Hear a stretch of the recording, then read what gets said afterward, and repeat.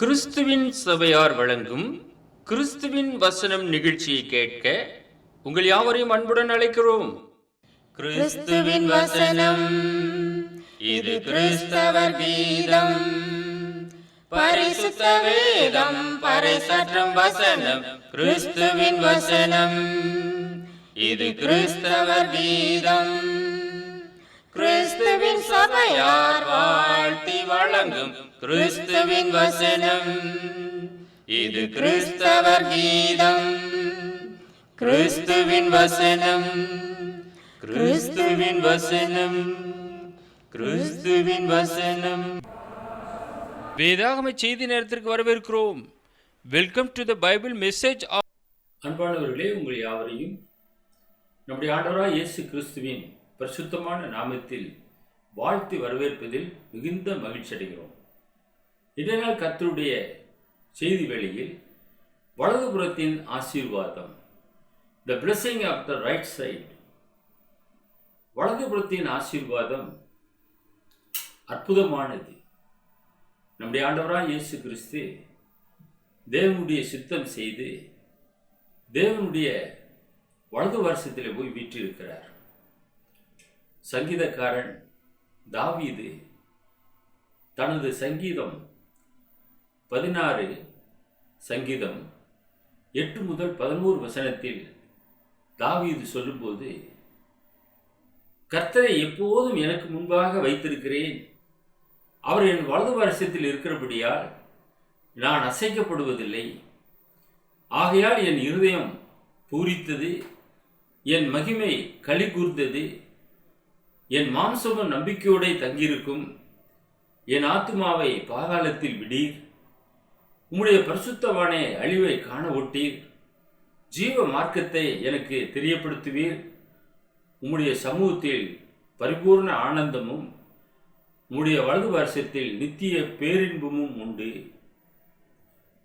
ஆண்டவராகிய இயேசு கிறிஸ்துவை பற்றி தீர்க்க தரிசனமாக தாவீது இங்கே உரைத்திருக்கின்றார். அதைத்தான் நாம் சங்கீதம் 16 நாம் வாசிக்க கேட்டோம். என் ஆத்மாவை பாதாளத்தில் விடீர், உம்முடைய பரிசுத்தவானே அழிவை காண ஒட்டீர். ஜீவ மார்க்கத்தை எனக்கு தெரியப்படுத்துவீர். உம்முடைய சமூகத்தில் பரிபூர்ண ஆனந்தமும் உம்முடைய வலது வருஷத்தில் நித்திய பேரின்பமும் உண்டு. இதை பேதுரு தனது முதல் பிரசங்கத்திலே அப்போஸ்தலர் நடவடிக்கையிலே தெளிவாக யூதர்கள் மத்தியிலே பேசியிருக்கிறார்.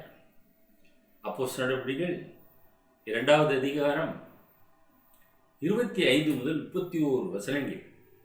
அவரை குறித்து தாவீது, கர்த்தரை எப்போதும் எனக்கு முன்பாக நிறுத்தி நோக்கி கொண்டிருக்கிறேன், நான் அசைக்கப்படாதபடி அவர் என் வலது வருஷத்திலே இருக்கிறார்.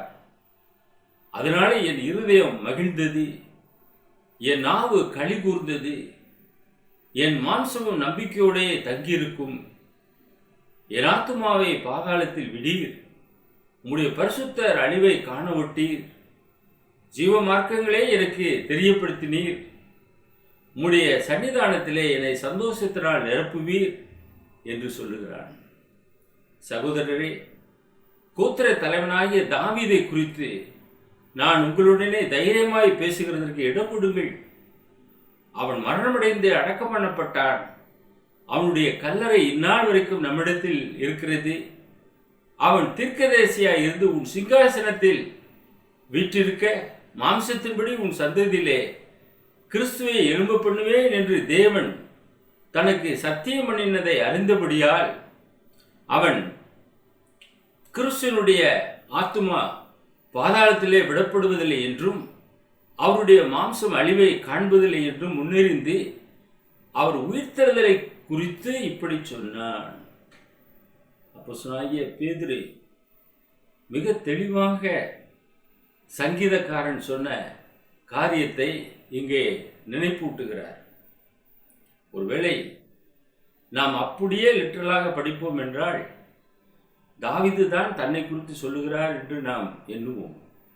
ஆனால் ஆண்டவராய் இயேசு கிறிஸ்துவை குறித்து சொல்லப்பட்ட காரியத்தை தாவீது முன்னுரைத்திருக்கின்றார். ஏனென்றால் தாவீது மரணமடைந்து அடக்கம் பண்ணப்பட்டான். அவனுடைய கல்லறை இந்நாள் வரைக்கும் நம்மிடத்தில் இருக்கிறது. அவன் தீர்க்கதரிசியாய் இருந்து உன் சிங்காசனத்தில் வீற்றிருக்கும்படி மாம்சத்தின்படி உன் சந்ததியிலே கிறிஸ்துவை எழும்ப பண்ணுவேன் என்று தேவன் தனக்கு சத்தியம் பண்ணினதை அறிந்தபடியால் அவன் கிறிஸ்துவனுடைய ஆத்துமா பாதாளத்திலே விடப்படுவதில்லை என்றும் அவருடைய மாம்சம் அழிவை காண்பதில்லை என்றும் முன்னறிந்து அவர் உயிர்த்தெழுதலை குறித்து இப்படி சொன்னார். ஆம் அன்பானவர்களே, ஆண்டவராய் இயேசு கிறிஸ்து தேவனால் எழுப்பப்பட்டார். அது உலகறிந்த ஒரு உண்மையாக இருக்கிறது. மேலும் அப்போஸ்தலர் நடவடிக்கைகள் 2வது அதிகாரம் 34-35 வசனத்திலே தாவீது பரலோகத்திற்கு எழுந்து போகவில்லையே, நான் உடைய சத்துருக்களை உமக்கு பாதப்படியாக்கி போடும் வரைக்கும் நீர் என் வலது வருஷத்தில் உட்காரும் என்று கர்த்தர் என் ஆண்டவருடனே சொன்னார் என்று அவனே சொல்லியிருக்கிறான். வலதுபுறத்திலே உட்காரும் என்று ஆண்டவர் இயேசுவை பார்த்து தேவன் சொன்னார். அவர் உயிர்த்தெழுந்து தேவனுடைய வலது வருஷத்திலே வீற்றிருக்கிறார். இதை முன்கூட்டியே தாவீது சொல்லியிருக்கிறதை நாம் இந்த வசனங்களிலே நாம் அறிந்து தெரிந்து கொள்ளுகிறோம். அன்பான சகோதரனே, சகோதரியே, இயேசு கிறிஸ்து தேவனுடைய வலது வருஷத்திலே வீற்றிருக்கிறார். உங்களையும் என்னையும் பாவத்திலிருந்து மீட்கும்படியாக இந்த உலகத்திற்கு வந்த ஆண்டவர் இயேசு தேவனுடைய சித்தம் செய்கிறவராக ஜீவித்தார். எத்தனையோ பாடுகள், பிரச்சனைகள், போராட்டங்கள் எல்லாவற்றையும் அவர் மேற்கொண்டார். மாம்சத்தில் இருந்து மேற்கொண்டார். இன்றைக்கு நம்ம எல்லோருக்கும் ரோல் மாடலாக இயேசு கிறிஸ்து முன்வைக்கப்பட்டுள்ளார். அவர் நமக்கு அடிச்சுவடுகளை பின்வைத்து போயிருக்கிறார்.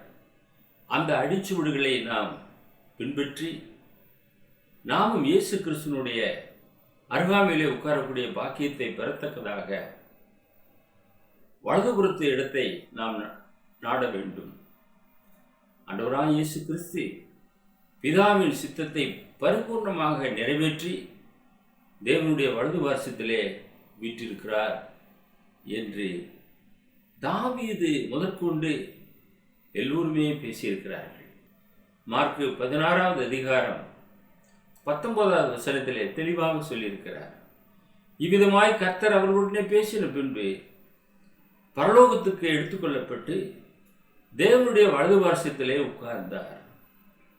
ஆண்டவராய் இயேசு கிறிஸ்து 33 ஆண்டுகள் 30ஆம் வயதிலே ஞானஸ்நானம் எடுத்து 3 ஆண்டுகள் யூதேயா, கலிலேயா, சமாரியா சுற்றியுள்ள நாடுகளிலே சுவிசேஷத்தை பிரசங்கித்தார். எல்லோருக்காக சிலுவையிலே ஜீவனை ஒப்புக் கொடுத்தார். பாவத்தில் விழுந்திருக்கிற உங்களையும் என்னை மீட்கத்தக்கதாக தேவன் அவரை மரித்தோரிலிருந்து உயிரோடு கூட எழுப்பினார். அவர் பரலோகத்திற்கு சென்று தேவனுடைய வலது பார்சத்தில் உட்கார்ந்தார் என்று மார்க்கு தெளிவாக எழுதியிருக்கின்றார். மேலும் மார்க்கு 14 அதிகாரம் 62வது வசனத்திலே நாம் வாசிக்கிறோம்.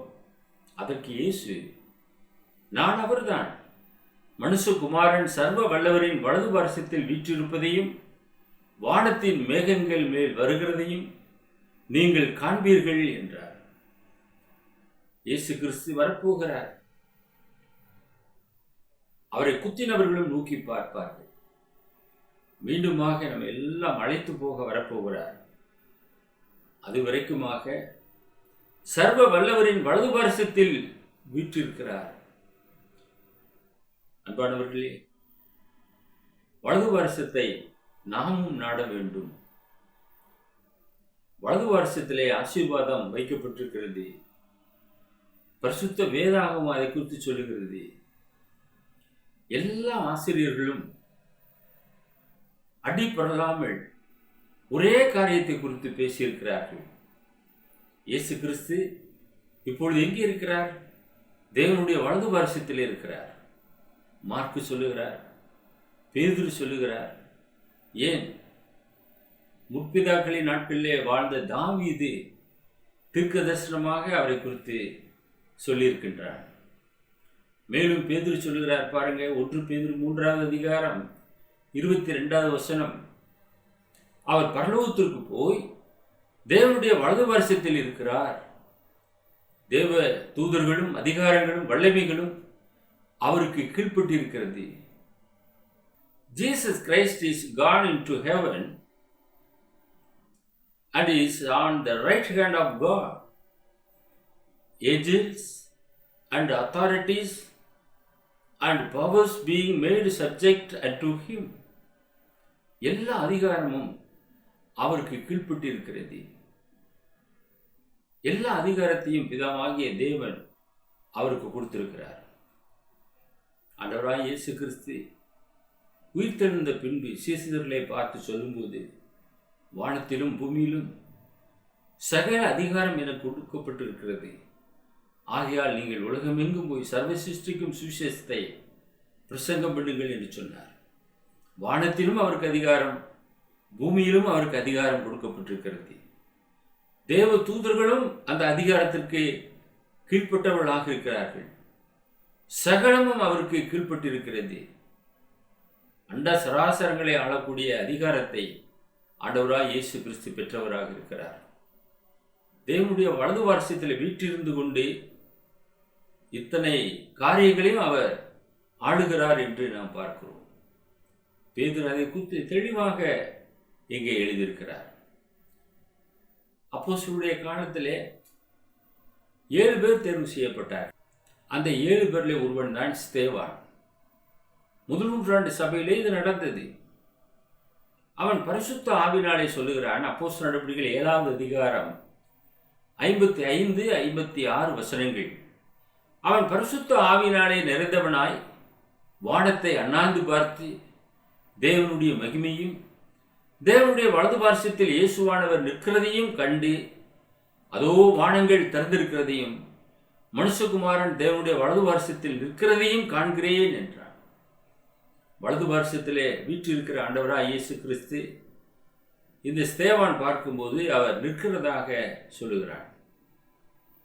அங்கிருந்து இந்த பூமியை கண்ணோக்கி பார்க்கிறார். ஸ்தேவானுக்கு நடக்கக்கூடிய சம்பவத்தை அவர் எழுந்து நின்று கவனிக்கிறார் என்று நாம் புரிந்து கொள்ளலாம். அன்பானவர்களே, தேவனுடைய ஜனமே, பரிசுத்த ஆவியினாலே நிறைந்தவனாய் ஸ்தேவான் ஒரு வல்லமையான ஒரு பிரசங்கத்தை செய்தான். முற்பிதாக்களின் காலம் தொடங்கி இயேசு கிறிஸ்து வரைக்குமாக அந்த யூதர்களுக்கு தெளிவாக அவன் போதித்தான். ஆனால் அந்த ஜனங்களோ ஏகோபித்து பல்லை கடித்து அவன் மேல் கற்களை எரிந்து கொன்று போட்டார்கள்.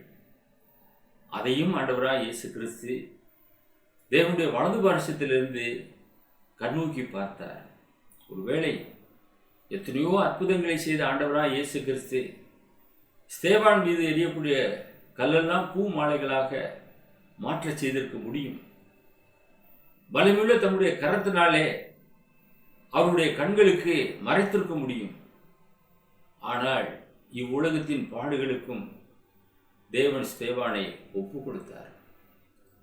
அவன் ஆண்டவராய் இயேசு கிறிஸ்துவை போல பிதாவின் சித்தம் செய்து இரத்த சாட்சியாக முதல் நூற்றாண்டிலே மரித்தான். அவன் கண்ட காட்சி தேவனுடைய மகிமையும் தேவனுடைய வலது பாரசத்தில் இயேசுவானவர் நிற்கிறதையும் கண்டு, அதோ வானங்கள் திறந்திருக்கிறதையும் மனுஷகுமாரன் தேவனுடைய வலது பாரசத்தில் நிற்கிறதையும் காண்கிறேன் என்றார். இதை காட்டிலும் என்ன சாட்சி நமக்கு வேண்டும்? ஒரு உண்மையான சாட்சி, இரத்த சாட்சி. இன்றைக்கும் இந்த வசனம் பேசிக் கொண்டிருக்கிறது. அன்பானவர்களே, உங்களுக்காக எனக்காக தேவனுடைய சித்தத்தை பரிபூர்ணமாக நிறைவேற்றி தேவனுடைய வலது பாரசத்திலே போய் வீற்றிருக்கிறார். அவரை குறித்து அப்போஸ்தலர்களுடைய சாட்சி இருக்கிறது, ஸ்தேவான் போன்றவருடைய சாட்சி இருக்கிறது, தாவீது போன்ற ராஜாக்களுடைய சாட்சி இருக்கிறது. மேலும் யோவான் சொல்கிறார், 5 புத்தகங்களை புதிய ஏற்பாட்டில் எழுதின அப்போஸ்தலனாகிய யோவான் வெளிப்படுத்தின விசேஷம் 1வது அதிகாரம் 16 வசனத்திலே தமது வலது கரத்தில் 7 நட்சத்திரங்களை ஏந்தி கொண்டிருந்தார். அவர் வாயிலிருந்து இருபுறமும் கருக்குள்ள பட்டயம் புறப்பட்டது. அவருடைய முகம் வல்லமையாய் பிரகாசிக்கிற சூரியனை போல் இருந்தது. அவருடைய வலது கரத்திலே 7 நட்சத்திரங்களை ஏந்தி கொண்டிருந்தார். விடிவெள்ளி நட்சத்திரத்தையும் உனக்கு கொடுப்பேன் என்று எழுது என்று சொன்னவர் 7 நட்சத்திரங்களை ஏந்தி கொண்டிருந்தார். அந்த 7 நட்சத்திரங்களும் 7 சபைகளாம். அந்த 7 சபைகளுக்கு எழுதப்பட்டது அப்போஸ்தலனாகிய யோவானை கொண்டு. ஒவ்வொரு சபையில் இருக்கிறதான குறை நிறைகளை சுட்டிக்காட்டி அங்கே எழுதப்பட்டது. அவர்கள் மனம் திரும்பும்படியாக. இதோ இயேசு சீக்கிரம் வரப்போகிறார். அதற்குள்ளாக மணவாட்டியாகிய சபை மணவாளனை சந்திக்க எதிர்கொண்டு போக வேண்டும், ஆயத்தமாக வேண்டும். அதற்காக எழுதப்பட்டது. யோவான் அவைகளை அப்படியே எழுதினார். அந்த யோவான் தான் சொல்லுகிறார், தமது வலது கரத்திலே 7 நட்சத்திரங்களை ஏந்தி கொண்டிருந்தார். அவர் வாயிலிருந்து இருபுறமும் கருக்குள்ள பட்டயம் புறப்பட்டது. அவருடைய வார்த்தை வல்லமையுள்ள வார்த்தை. அந்த வார்த்தை அநேகரை சுகமாக்கக்கூடிய வார்த்தை. அந்த வார்த்தை இரட்சிப்புக்கு ஏதுவான வார்த்தை. அவருடைய முகம் வல்லமையாய் பிரகாசிக்கிற சூரியனை போல் இருந்தது. ஒருவரும் சேரக்கூடாத ஒளியில் வாசம் செய்கிறவர் அல்லவா? அவருடைய முகம் எப்படியாக இருக்கும்? அன்பான சகோதரனே, சகோதரியே, தொலைக்காட்சி நேயரே, தேவ ஜனமே, ஒரே ஒரு தெய்வம். அவர் வல்லமையானவர். ஒருவரும் சேரக்கூடாத ஒளியிலே வாசம் செய்யக்கூடியவர். அவருடைய வலது பார்சத்திலே ஆண்டவராய் இயேசு கிறிஸ்து வீற்றிருக்கிறார். பிதா, குமாரன், பரிசுத்த ஆவியானவர் இம்மூவரும் ஒன்றாக இருக்கிறார்கள். ஒரே தேவன். நம்ம எல்லாம் மீட்கத்தக்கதாக இயேசு கிறிஸ்து அனுப்பப்பட்டார். நாமும் இயேசு கிறிஸ்துவோடு கூட நித்தியத்திலே வாழ வேண்டும் என்று தேவன் விரும்புகிறார். தேவன் தம்முடைய ஒரே பேரான குமாரனை இந்த உலகத்திற்கு ஒப்புக் கொடுத்தார். நீங்கள் நானும் இளைய குமாரர்களும் குமார்த்திகளுமாக இருக்கிறோம். ஒருவரும் கெட்டுப்போவது தேவனுடைய சித்தம் அல்ல. எல்லாரும் ரட்சிக்கப்பட வேண்டும், காப்பாற்றப்பட வேண்டும் என்று தேவன் விரும்புகிறார். பிசாசு ஒருத்தன் தான் தேவனுக்கு எதிரானவன். மனிதர்களுக்கு எதிரானவனும் பிசாசு தான். நமக்கு எதிரானவர்கள் மனிதர்கள் அல்ல. எல்லோருமே தேவனுடைய சிருஷ்டிகளாக இருக்கிறார்கள். தேவனை அறிந்தவர்களாக இருந்தாலும் சரி, தேவனை அறியாதவர்களாக இருந்தாலும் சரி, எல்லாருமே காப்பாற்றப்பட வேண்டும் என்று தேவன் விரும்புகிறார். தேவன் வானத்தையும் பூமியும் உண்டாக்கும் முன்னே நாம் அவருடைய சிந்தையிலே இருந்தோம். நீங்கள் நானும் அவருடைய சிந்தையிலே இருந்தோம். ஆண்டவராய் இயேசு கிறிஸ்துவை கொண்டு தேவன் நம்மை மீட்டெடுத்திருக்கிறார். எனவே அவருடைய வலது பார்சத்தை நாடுங்கள். லூக்கா என்ன சொல்லுகிறார் என்று பாருங்கள். லூக்கா 22வது அதிகாரம் 69வது வசனம்.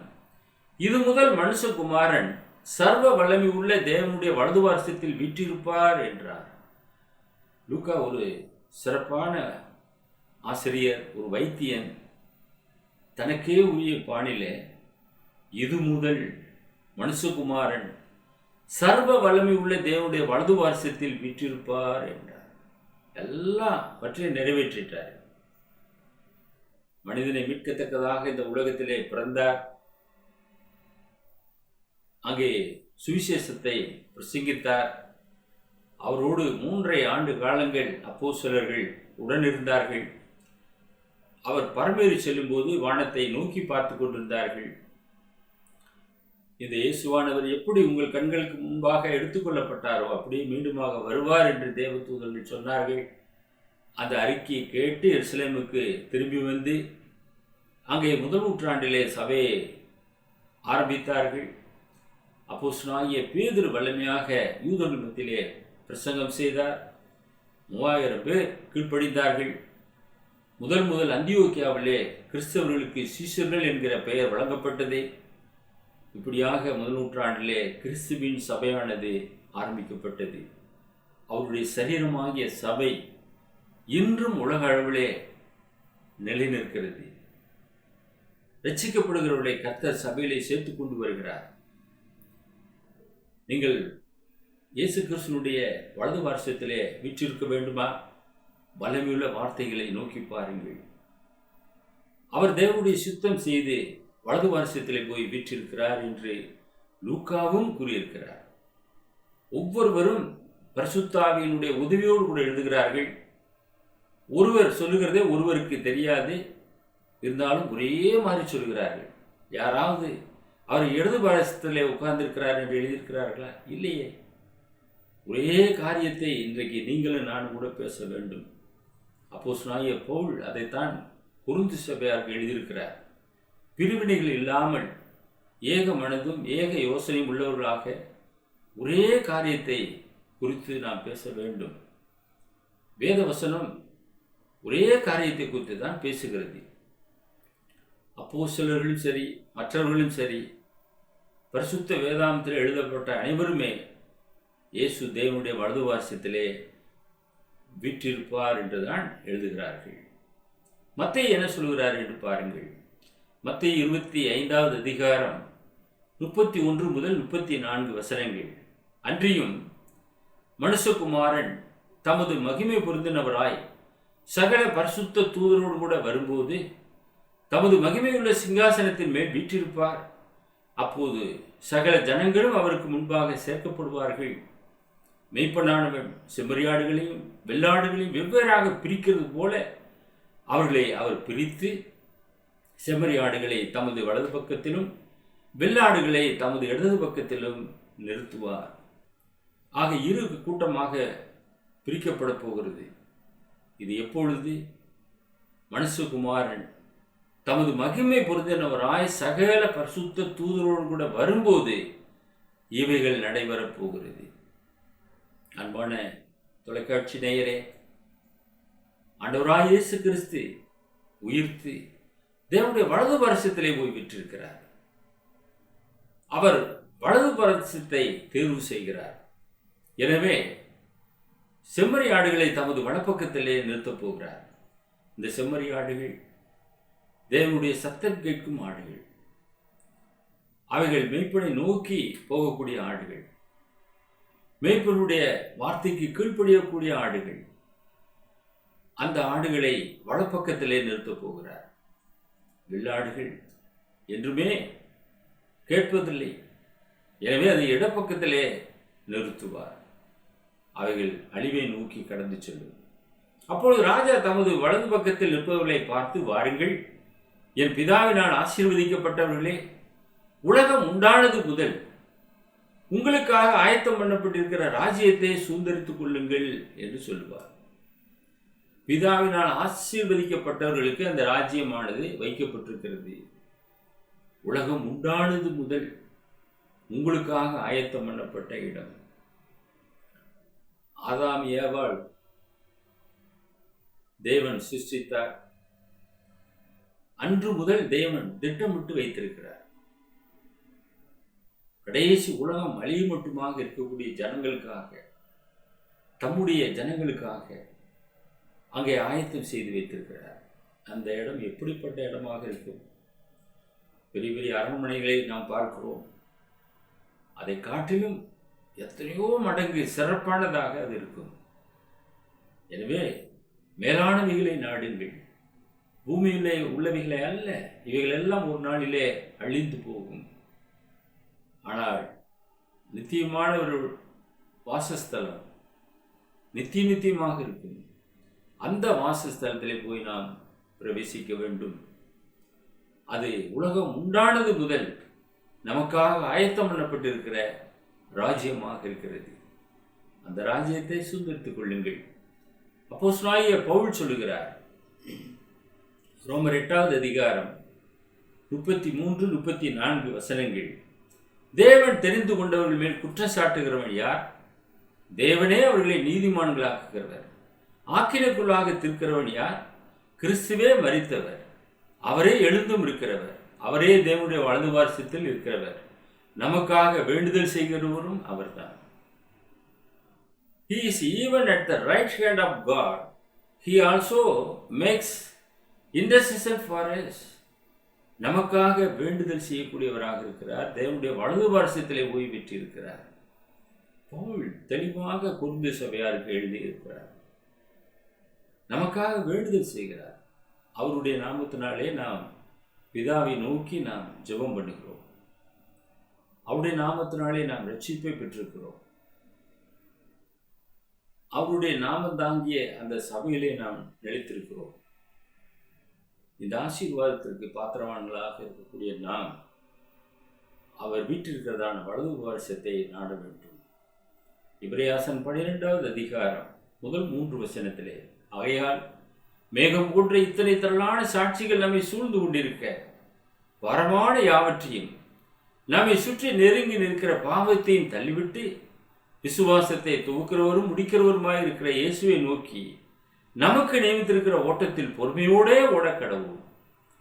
அவர் தமக்கு முன் வைத்திருந்த சந்தோஷத்தின் பொருட்டு அவமானத்தை எண்ணாமல் சிலுவையை சகித்து தேவனுடைய சிங்காசனத்தின் வலது வாரிசத்தில் வீற்றிருக்கிறார். ஆகையால் நீங்கள் இளைப்புள்ளவர்களாய் உங்கள் ஆத்துமாக்களில் சோர்ந்து போகாதபடிக்கு தமக்கு விரோதமாய் பாவிகளால் செய்யப்பட்ட இவ்விதமான விபரீதங்களை சகித்த அவரையே நினைத்துக் கொள்ளுங்கள். இயேசுவை உங்களுக்கு முன்பாக வையுங்கள், அவரை நோக்கி ஓடுங்கள். அவர்தான் விசுவாசத்தை நம்மளே தூக்குகிறவர். அவர் தமக்கு முன்பாக வைத்த அவமானத்தை எண்ணாமல் சிலுவையை சகித்தார். இன்றைக்கு நீங்களும் நானும் சிலுவையை சகிக்க வேண்டும். நமக்கு வரக்கூடிய பாடுகள், ஒருவன் என்னை பின்பற்றி வர விரும்பினால் தன்னைத்தான் வெறுத்து தன் சிலுவை எடுத்துக்கொண்டு என்னை பின்பற்ற கடவுள். நம்முடைய பாடுகளை எடுத்துக்கொண்டுதான் நாம் இயேசுவை பாட பண்ண வேண்டும். நமக்கு நியமித்திருக்கிற ஓட்டத்தில் பொறுமையோடே ஓடக்கடவும். இயேசுவை முன்னாடி வைங்க. விசுவாசத்திலே சோர்ந்து போகாமல் இருங்க. இயேசுவை எப்போதும் உங்களுக்கு முன்பாக வைத்து நோக்கி பாருங்கள். இவ்விதமான விபரீதங்களை சகித்த அவரையே நினைத்துக் கொள்ளுங்கள். கடைசியாக வெளிப்படுத்தின விசேஷம் 3வது அதிகாரம் 21வது வசனத்தை நாம் வாசிக்கலாம். நான் ஜெயம் கொண்டு என் பிதாவினுடைய சிங்காசனத்தில் அவரோடு கூட உட்கார்ந்தது போல ஜெயம் கொள்கிறவன் எவனோ அவனும் என்னுடைய சிங்காசனத்தில் என்னோட கூட உட்காரும்படிக்கு அருள் செய்வேன். எப்படி இயேசு கிறிஸ்து வெற்றியடைந்து அவரோடு சிங்காசனத்தில் உட்கார்ந்திருக்கிறாரோ, அதே போல யாரெல்லாம் வெற்றி கொள்கிறார்களோ அவர்களும் அவரோடு கூட சிங்காசனத்திலே உட்காரக்கூடிய வாக்கியத்தை பெறுவார்கள். இந்த நம்பிக்கையோடு கூட கிறிஸ்தவ ஓட்டத்தை பொறுமையாக ஓடுங்கள். இதனால் செய்தி வேளையிலே வலதுபுறத்தின் ஆசீர்வாதம், the blessing of the right side, வலதுபுறத்தின் ஆசீர்வாதம் அருமையானது, அற்புதமானது. இயேசு கிறிஸ்து தேவனுடைய வலது வாரிசத்திலே போய் வீற்றிருக்கிறார். இந்த பூமியிலே நமக்காக பிறந்தார், நமக்காக மரித்தார், நமக்காக உயிர்த்தெழுந்தார். இன்றைக்கு நீங்களும் நானும் அவருக்காக நாம் வாழ்ந்து அவரோடு கூட நித்தியத்திலே வலது வாரிசத்திலே நாம் வீற்றிருக்க தேவன் நமக்கு பலன் கொடுப்பாராக. உங்களுக்காக, உங்களுடைய முயற்சிக்காக, உங்களுடைய குடும்பத்துக்காக நாங்கள் பாரத்தோடு ஜெபம் பண்ணுகிறோம். ஜெபம் செய்வோம். எங்களை நேசித்து வழிநடத்துகிற பரலோகத்தின் பிதாவே, ஆண்டவராய் இயேசு கிறிஸ்துவுடைய வலது வாரிசத்திலே வீற்றிருப்பதைப் போல நாங்களும் அவருடைய அருகாமையிலே வந்து வீற்றிருக்கக்கூடிய பாக்கியத்தை எங்களுக்கு தந்தரல வேண்டுமாய் வேண்டுதல் செய்கிறோம். நாங்கள் இயேசுவை எங்களுக்கு முன்பாக வைத்து எங்களுக்கு நியமித்திருக்கிற ஓட்டத்திலே பொறுமையோடு ஓடி சோர்ந்து போகாமல் இந்த உலகத்திலே கிறிஸ்துவை தரித்து கொண்டவர்களாக வாழ்ந்து உம்முடைய சித்தத்தை பூர்ணமாக செய்து நிறைவேற்றி ஒவ்வொரு நாளும் உம்முடைய மேன்மைக்காக வாழ்ந்து மண்டையிலே வந்து சேரக்கூடிய பாக்கியத்தை எங்கள் யாவருக்கும் தந்தரல வேண்டுமாய் எங்கள் ஆண்டவராய் இயேசு கிறிஸ்துவின் மூலமாக இந்த ஜெபத்தை ஏறெடுக்கிறோம் எங்கள் பரலோகத்தின் பிதாவே. ஆமென். May God bless